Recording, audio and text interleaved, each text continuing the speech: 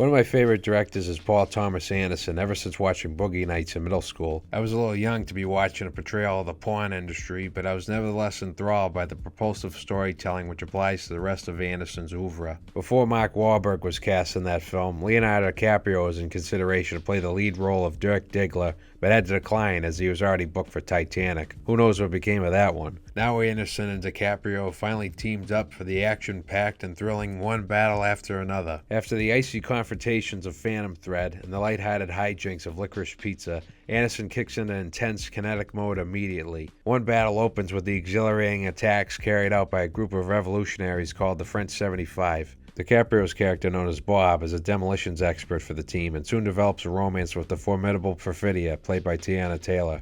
Perfidia, however, is also entangled with a deranged military officer, Colonel Lockjaw, played by Sean Penn, who ends up pursuing Bob and Perfidia's daughter, Willa, played by Chase Infinity, in her film debut. I don't want to spoil too much more about the plot, but I'll just say the pace never lets up and it's overall an excellent movie-going experience. DiCaprio is terrific, and Bob makes for a very funny, surprisingly endearing protagonist. It's a riot to see this pothead, out of his depth and donning ridiculous shades, still trying his best to aid his daughter. During one scene, he's watching the war classic The Battle of Algiers, which is an apt homage since that one's also about underdog fighters clashing against a ruthless commander. Lockjaw in this film, as played by Penn, is a memorable villain whose malevolent swagger belies his deep-seated insecurities. The rest of the cast is outstanding too, like the always reliable Benicio del Toro is an unflappable karate teacher who enjoys some alcoholic beverages. Chase Infinity is a delight as well, conveying so much strength and presence in her first movie role. Not to mention Taylor, Regina Hall, and Tony Goldwyn, who to me will always be Disney's Tarzan. One Battle After Another is my favorite movie of 2025 so far, and one that certainly rewards your time spent in the cinema. Its reflection of our turbulent political climate is reminiscent of the Hollywood Renaissance era. Plus, the whole thing is shot in a format called VistaVision, which buttresses all the grand visuals. So bottom line is, it's pretty cool to watch.